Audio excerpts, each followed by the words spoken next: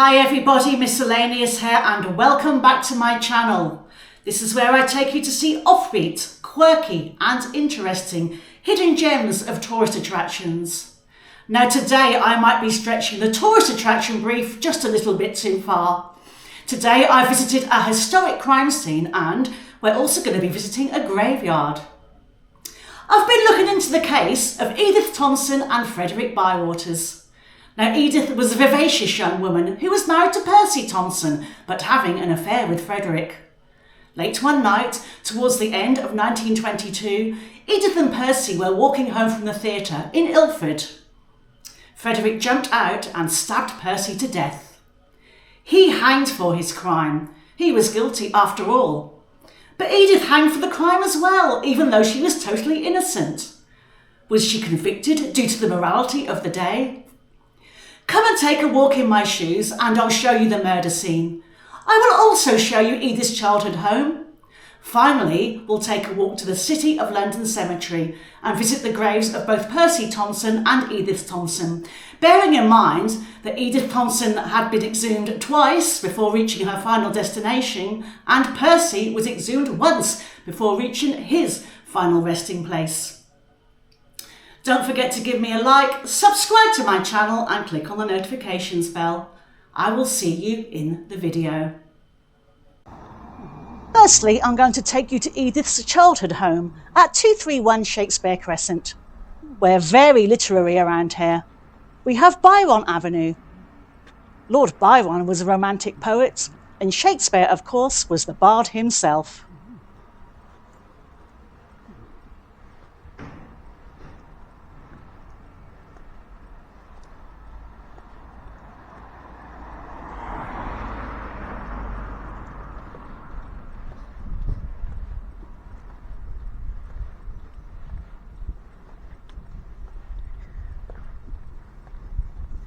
To the left, we have Rosebery Avenue. Now, Lord Rosebery was a Liberal Party Prime Minister. There is a pub named after him in Scarborough that I've been inside. Also, near where I was brought up in Norfolk was a Rosebery Avenue. Piece of useless information there. Norfolk features a lot around here too. We have a Dersingham Avenue, a Sheringham Avenue, a Brancaster Road and a Wolferton Road. They are all parts of North Norfolk and near where I was brought up. I wasn't born there though. I was born less than 2 miles away from where we are standing now. We have a Hathaway Crescent to the right. That's after Anne Hathaway, Shakespeare's wife. Now, back to the subject at hand. Here is Edith Thompson. She was born Edith Jessie Graydon on Christmas Day 1893. She was the eldest of 5 children. I have sped you up in parts of this video so that it doesn't drag. I haven't gone into mega detail about the crime either. If you want to do further research, much has been written about it. Indeed, I've seen at least one television programme about Edith Thompson. Now, Edith was a very bright child. She was a voracious reader, an erudite literary critic, and a very imaginative writer. Had she been born in a different day and age, she would probably have gone on to university. As a young woman, Edith was both stylish and intelligent. She went to work for a wholesale milliner's in Aldgate, London. She was ambitious and worked her way up to becoming their chief buyer. At the time, she earned more than her father and her future husband. In her spare time, Edith frequented hotels for social events and was an excellent dancer. She also visited West End cinemas and theatres. And here we are, right outside 231 Shakespeare Crescent, Edith's childhood home. After her marriage, Edith frequently popped back here to visit her family, and it's here that she became reacquainted with Frederick Bywaters, who was 8.5 years younger than her. She had met him before, as he was a friend of her younger brother's. Frederick had enlisted in the Merchant Navy and he did lodge here for a time, possibly because it was close to the docks. Now, Edith might have been what you would call a flapper, and she did indulge in risque behaviours for the time, such as betting on horses and smoking.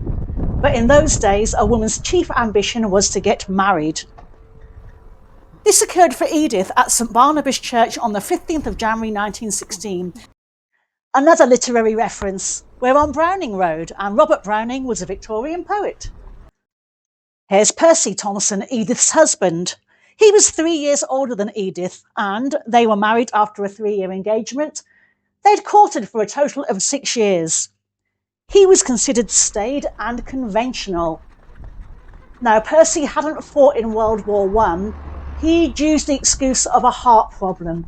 He may have exaggerated this problem to get out of active service. We are on the way to St Barnabas Church and approaching Ruskin Avenue. It's named after John Ruskin. He was a writer, art critic and art historian. He seemed to have some very interesting sexual needs as well, in that he didn't need it. Watch the film Effie Gray and you will see what I mean. Now let's get back to subject. Edith and Percy settled into a comfortable life. Percy worked as a clerk and they bought their property in Ilford. It was considered a fashionable suburb at the time and they lived at 41 Kensington Gardens. Edith contributed more than half of the cost of the property, but the deeds had to be in Percy's name. Such was the way at that time. Edith can't have been happy though, as her affair with Freddie was instigated during a visit to the Isle of Wight in 1921. Freddie joined Percy and Edith. Avis, Edith's sister, was also there. Before the affair, Freddie was earmarked as a possible suitor for Avis.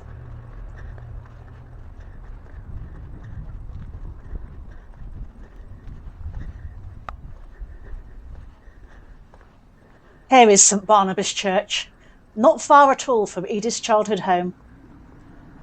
Our final literary reference of the day, and over to the right, is Shelley Avenue, named after Percy Bysshe Shelley, the Romantic poet.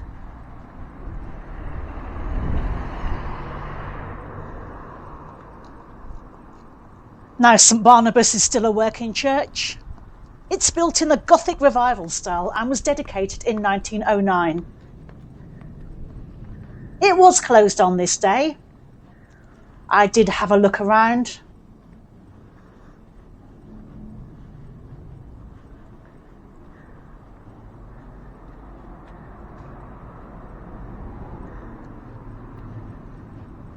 It seems to need a bit of a clean-up.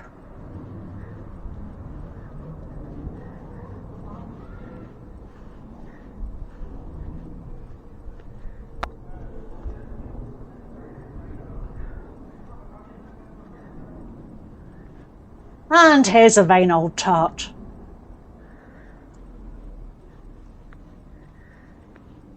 Here's a photograph of Freddie, Edith and Percy. Freddie did lodge with the couple at Kensington Gardens for a short time. Taking in lodgers to help out with expenses was common during those days. Now let's go suss out the murder scene. Here is Ilford Station, the York Road entrance. Edith and Percy would have left the station by this entrance very late at night on the 3rd of October 1922. After work, they'd been to the Criterion Theatre in London to see The Dippers, a comedy play. They crossed the road and made their way down Belgrave Road towards their home. They walked on the right-hand side of the road. I'm taking the left-hand side as I think it gives me a better view over the right-hand side for filming purposes. Edith and Percy's marriage could be tempestuous. Whilst Freddie was living there was a row and Percy hit Edith, causing her to fall over some furniture. Freddie intervened and was evicted for his interference. At first oblivious to his wife's affair, it's thought that Percy may have been becoming suspicious. It's also been questioned whether Percy was a functioning alcoholic. He liked to retreat with a bottle of an evening.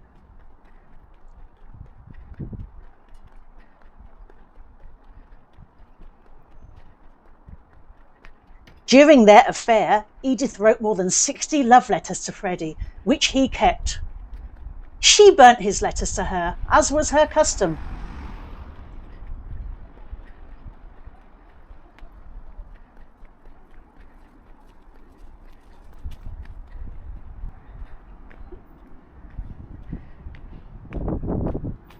I'll slow you down for a bit as I just love these babies' hair. Aren't these lions perfectly regal? I would adore them. I'm a Leo after all.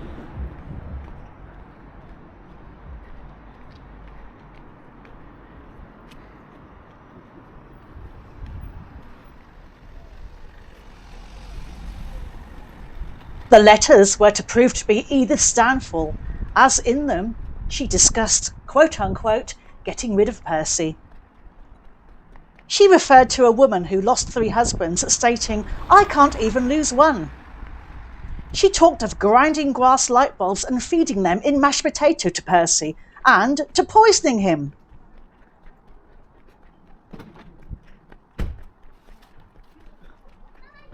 She also described how she carried out her own abortion, aborting Freddie's child.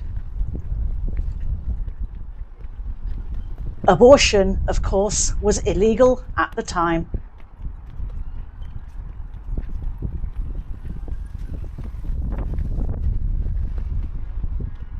Belgrave Road is quite a long road.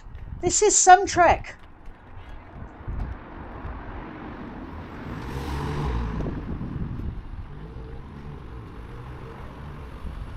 We've got a little parade of shops tucked away in this residential area.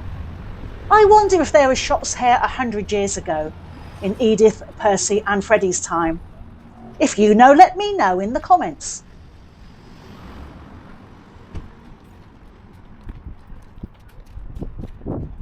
In court, Edith claims that the references to killing her husband were attempts to impress Freddie. I think what she was actually doing was fantasizing. Writers tend to do this. You know, I've often said, upset me and you'll end up in a novel. I've done that before. I've used someone I seriously dislike or who has wronged me as the basis for a character, and I've made sure that horrible things happen to them. I also like to exacerbate their faults tenfold. I'm evil, aren't I? I've described writing as murdering someone but not going to prison for it. On that note, do check out my blog. There's links to my written works on there, short stories and my novel. Also, there are many pictorial accounts of my visits to tourist attractions, including macabre places such as graveyards.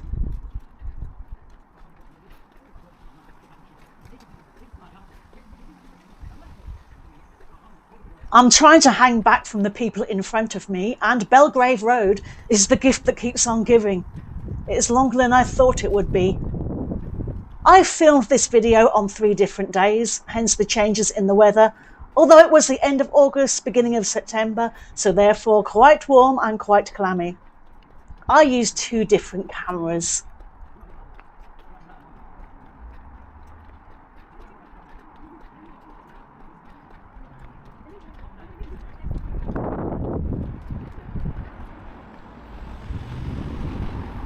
We're now approaching the junction of Ensley Gardens and Belgrave Road. It was over on the right-hand side of the road on the night of the murder that Frederick Bywaters secreted himself behind a shrub. The buildings that are here today were all here then, and the road layout hasn't changed at all. Here's a superimposed photo of Edith Thompson and Frederick Bywaters. They're very good looking, aren't they?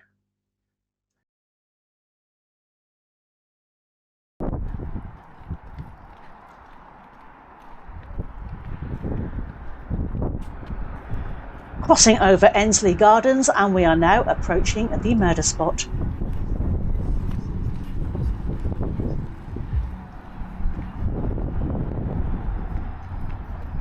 Frederick Bywaters jumped out and stabbed Percy Thompson right there over on the other side of the street.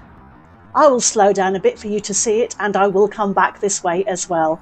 It was just behind the black car and in front of where the silver car is parked, by the telecommunications cabinet. Percy was stabbed several times and bled to death right here on the street. Edith, although surprised, caught a glimpse of Freddie's face. At first she didn't admit to police that she knew who had carried out the stabbing, but then she did. By that time, the police were onto Freddie Bywaters anyway and searched where he was living, finding Edith's incriminating letters. At first, Freddie claimed that he had acted in self-defence. He said that he'd approached Percy to ask him to divorce Edith, but Percy had had a go at him and Freddie had defended himself.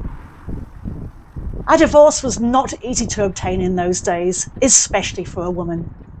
It was practically unthought of to divorce and considered incredibly scandalous.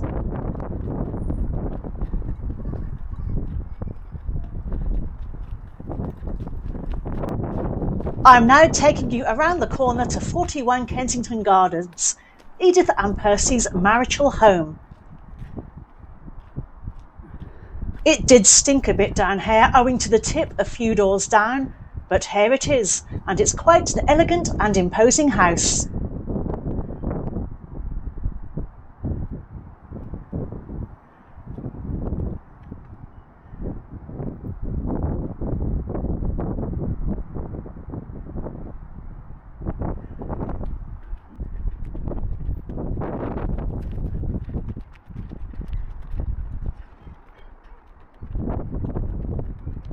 I'm just going to whiz you back around the corner to the crime scene before we proceed to the cemetery.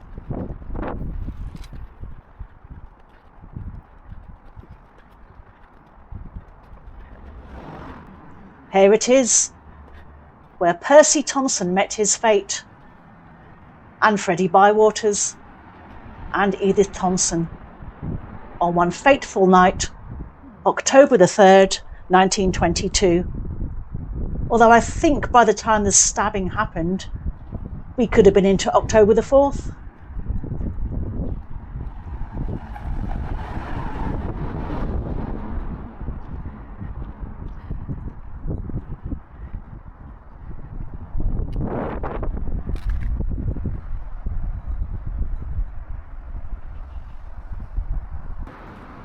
The next part of the video takes us into the City of London Cemetery, which dates from 1856.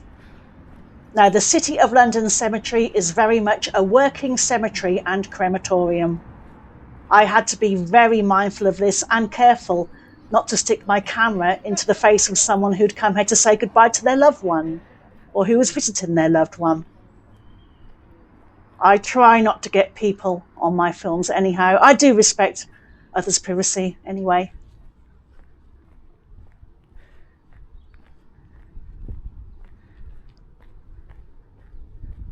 There are several handy maps dotted around the cemetery. I did have my own printed off version. You will see it flicker into shot from time to time.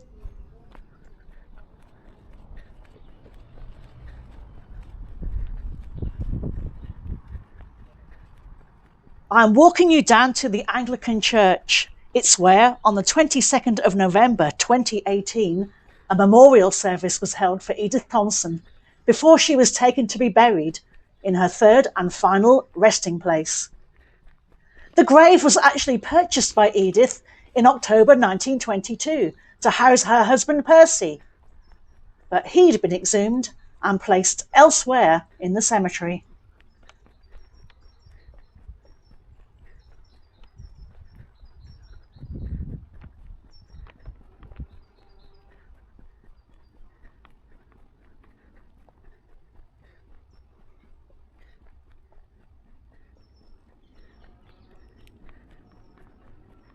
It was a lovely, peaceful walk. If you're interested in these theatres of the dead and in elaborate tombstones, then you'd perhaps enjoy a day out here. Here is the church. Nearly 100 years after Edith's death, the cortege carrying her coffin would have taken her past her childhood home at 231 Shakespeare Crescent, where we visited, and also past St Barnabas Church, where she got married, where we also visited before ending up here for the service. Frederick Bywaters was convicted of murder and was sentenced to be hanged. Even though he insisted that Edith Thompson was innocent and had had nothing to do with the murder, she was also convicted and sentenced to death.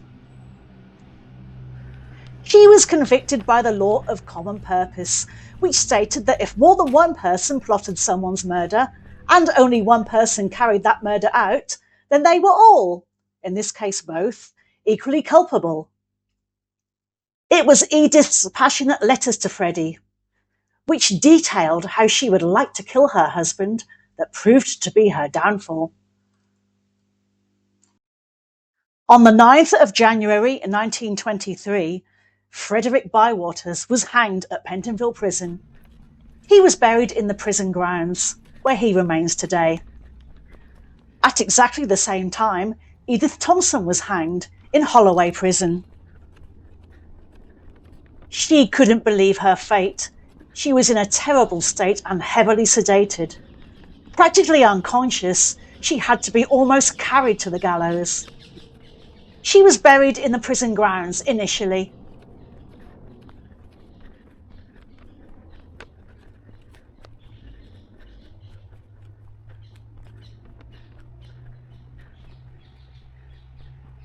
We're now taking a wander up to the South Chapel, which I've also seen referred to as the Dissenters' Chapel, purely because it's on our way.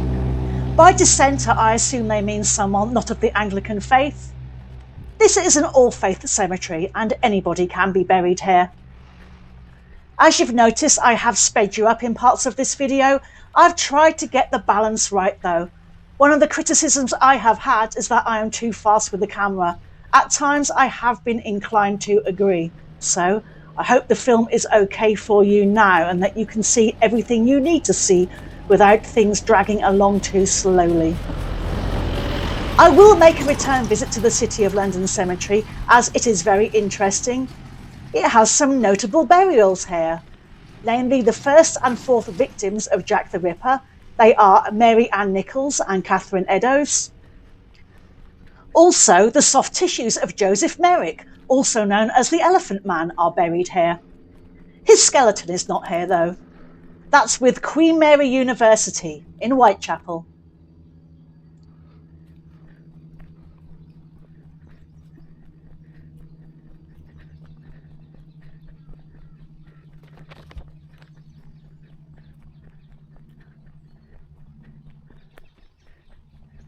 I've put together one more graveyard vlog. That's Brompton Cemetery near Earl's Court. I will leave a link on the last page. Here we are at the South Chapel or Dissenters' Chapel.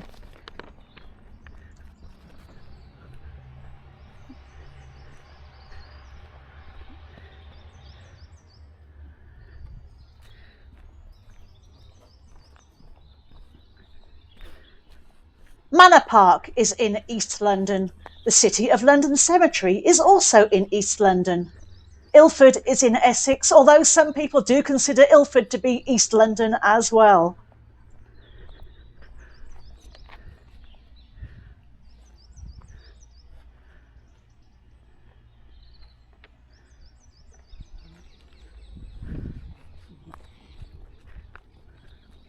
We are now going to head to Percy Thompson's grave. As I mentioned before, he was originally buried in the plot bought by Edith Thompson after his death, no doubt to house both of them when her time eventually came. Following the discovery of Edith's letters to Freddie, where she'd mentioned killing Percy, Percy was exhumed and a post-mortem was carried out right here in the cemetery, in the old crematorium. No shards of glass were found inside Percy, and there was no evidence of any poisoning either. It was the stabbing from Freddie Bywaters which had killed him. This was evidence which should have exonerated Edith. To the right we've got the modern crematorium here, and to the left as we walk along we have memorial gardens.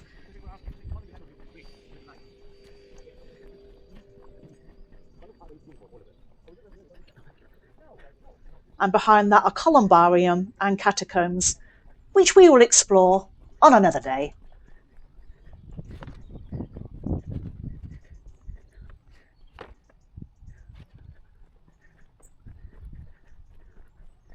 Percy's buried up here, so let's go clamber up the bank.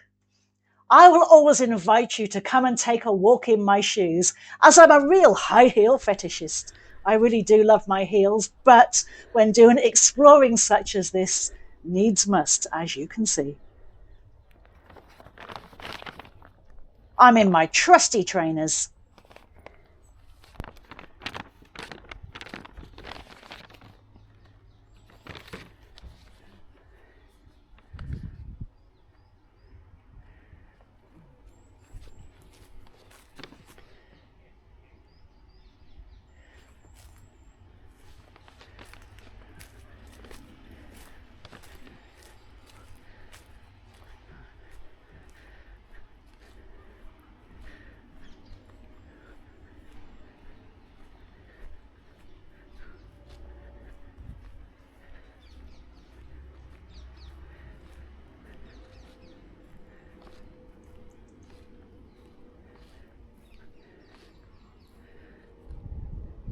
Here he is. Percy Thompson is buried here, and his brother has come to join him as well. You know, the saddest thing about this case is the fact that 3 young people lost their lives. Percy was the oldest, and he was only 32.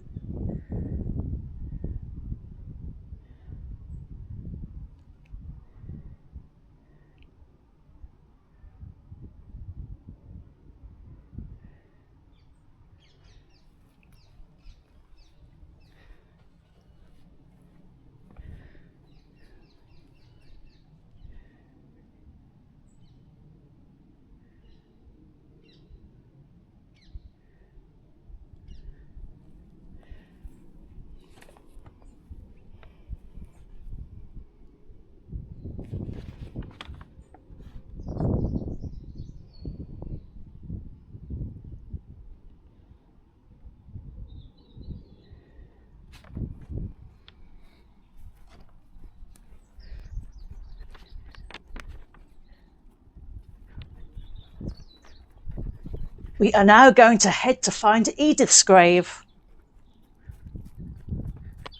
She was first exhumed in 1971 when Holloway Prison was knocked down and rebuilt.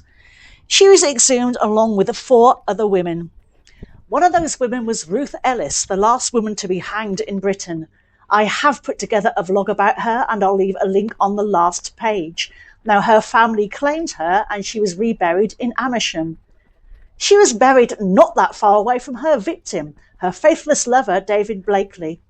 I will make a point of going to see both of their graves in the future. Edith was reinterred in Brookwood Cemetery in Surrey with the 3 other occupants. They were Amelia Satch and Annie Walters, who were baby farmers, and Stylo Christophe, a woman who died at Holloway Prison. But why weren't Edith's family informed and given the option to claim her body? At the time, her sister Avis and her brother Harold were still alive. Renee Weiss, a professor of English literature and language and an author, campaigned for Edith's reinterment and pardon. She is yet to be pardoned. She can't be pardoned unless new evidence comes to light, and that hasn't happened. He achieved the reinterment, as you will see.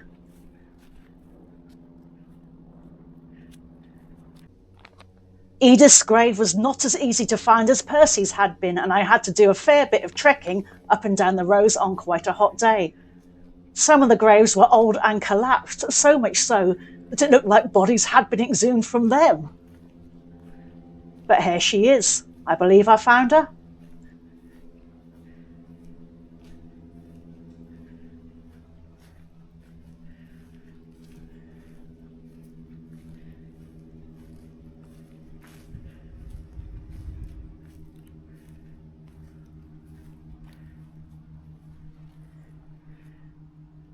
Here is the final resting place of Edith Jessie Thompson, née Graydon, with her parents at last. It's a wildly held belief that she was convicted due to the morality of the day. After all, In 1922, women were supposed to be devoted to their husband and their children. Now, Edith had no children. She liked to go out. She liked to go to the cinema. She liked to go to the theatre. She liked to go dancing.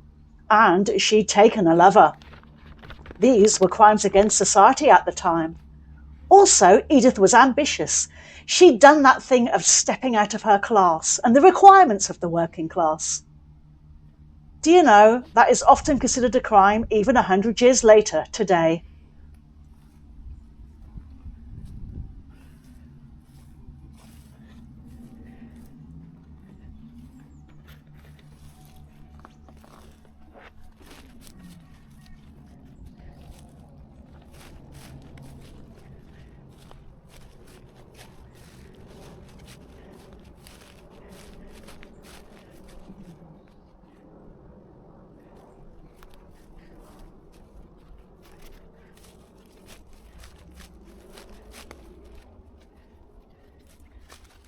So there you have it, the final resting places of both Percy Thompson and Edith Thompson.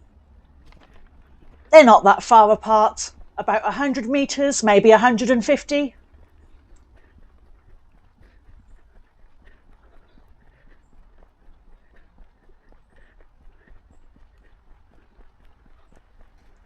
I'm going to finish off with a visit to the traditional crematorium. This is where Percy's body was taken when he was exhumed, and this is where the post-mortem was carried out.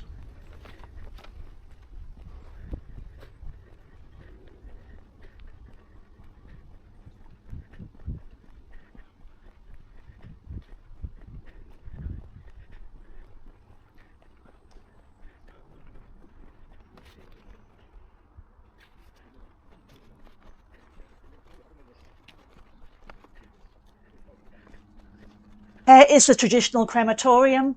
Is it me, or does the building have a sense of foreboding about it? Well, I suppose it would. Crematoriums are generally considered not particularly nice places to visit or to have to visit, whether you're the person being burnt up or not.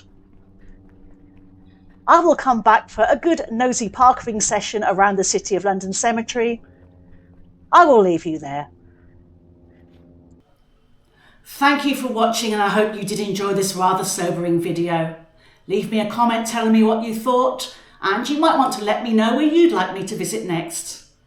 I've also put together crime scene vlogs regarding Ruth Ellis and Reginald Christie, that's the Magdala Tavern and 10 Rillington Place, and I will leave the links on the last page. Do give me a like, subscribe to my channel and click on the notifications bell. Come and see me soon for another miscellaneous adventure. Until next time, ta-ta for now.